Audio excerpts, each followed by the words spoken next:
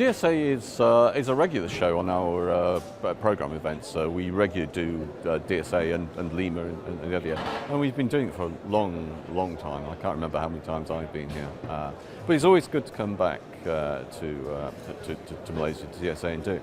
And I think what's interesting about DSA as a show is it's obviously very important for the Malaysian customer, but it pulls in an awful lot of regional visitors as well. So I think for the ASEAN region, I think it's a very important show, and we've seen that by some of the delegations we had through from Indonesia, from Vietnam, from Philippines, from Thailand.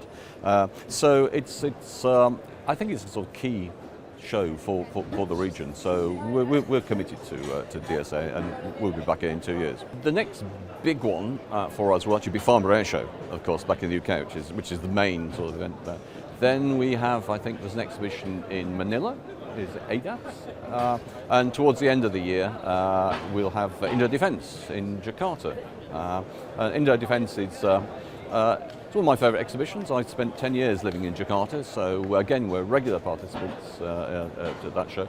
And actually that show's grown quite a lot over the 10 years I was there. It was quite a small scale exhibition at one time, but it's become much more regional, and I think it's attracting much more attention than it ever used to, and it's much more professional than it used to be as well. So we'll be looking forward to that. You can definitely expect us at Indo-Defence. Yeah. We're very fortunate this year because we had a senior visitor from the House of Lords, Earl Minto, who's the government's representative in the House of Lords. Has a number of portfolios, but defence is one of his portfolio. And he was kind enough to actually come and witness the signing of an agreement that we've been working on for quite some time. So we were honoured by his presence. It was good to have a representative of the UK government because I think it demonstrated the links between the ongoing links between Malaysia and the UK. Obviously, there's a long history of the Commonwealth here. We've got the country. The UK has quite a lot of investment in Malaysia. We see a lot of travel between students and technology. I mean, my company, for example, we employ 300 people. Malaysians in Malaysia.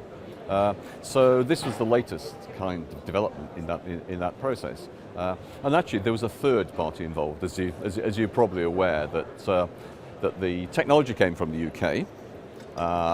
The boats are made here by a local company in Malacca, but the company that makes the boats is actually an Omani company. So it showed real globalization, and I think what we added to it was we were obviously adding the autonomous technology. So we're taking a capability and putting another level of technology on top of it and delivering something quite unique. So I think it's a good example of the way sort of global cooperation can take place. Well, we're still looking for customers here. So you know the capability. It's an autonomous patrol vessel. It works close within harbour port security. It's entirely autonomous. It doesn't need a man in the loop at all. So the region, as you're aware, has a number of issues regarding protecting facilities, coastal facilities. So we think there's actually quite a lot of potential for it in the region. So we'll be aiming at Marine Police, Coast Guards, potentially naval forces. I think the boat's out here at the moment. We're doing some trials and some demonstrations in the region. So we're very excited about it. I think it's the only autonomous system that's been approved by Lloyd's Register for use in congested seaways. So it's quite exciting, and I look forward to the trials here.